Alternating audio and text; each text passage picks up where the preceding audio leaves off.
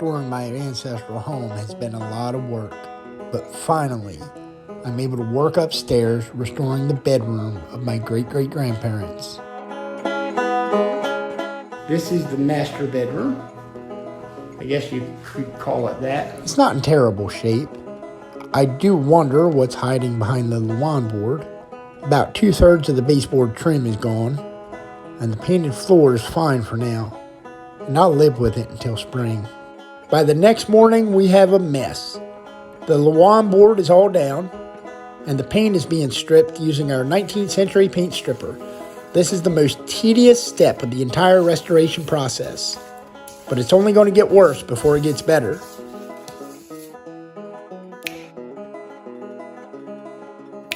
That's good enough to work with, but right in there, I think that is a modern patch, because that paint is not coming off anything. Let's go see what it is.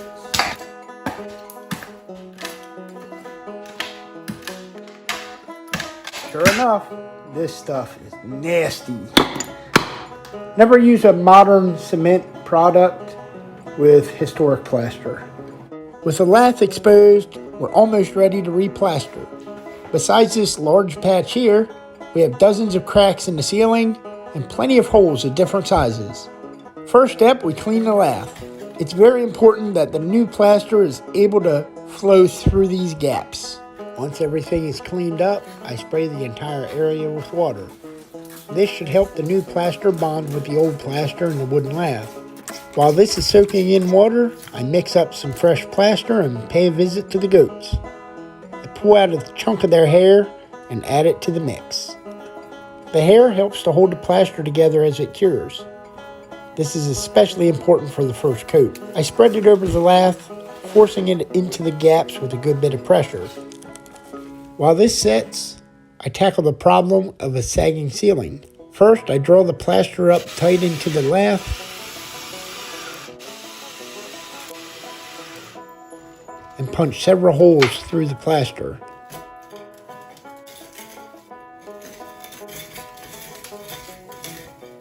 I fill these holes up, and these should form new anchor points. With the first coat of plaster dry in our big patch, I'm now ready to put on the next coat. This coat is going to be much smoother than the first. After this coat sets, I'm ready for the finished coat. I scratch the surface to form a key, wet it down, and put on the finished coat. This is a slightly different mix that will polish much better.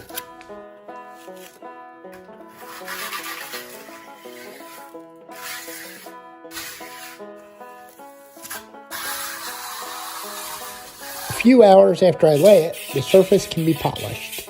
While I'm here, I go ahead and plaster around the chimney opening. As a general rule, I never plaster over these openings, as it could be a fire hazard in the future.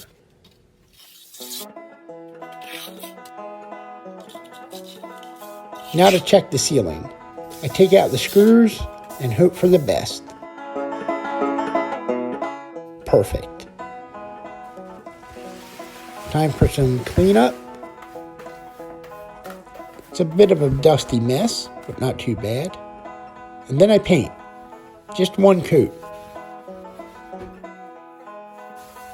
Oh wait, here's a pro tip. If you can strike a match on the plaster, it's ready for paint. If not, just let it cure a little longer.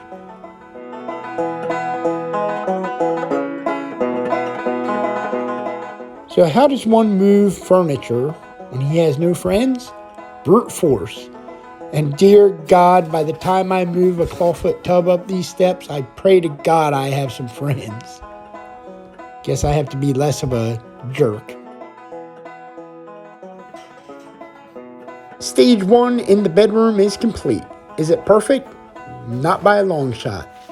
But it is stable and ready for more detailed work soon.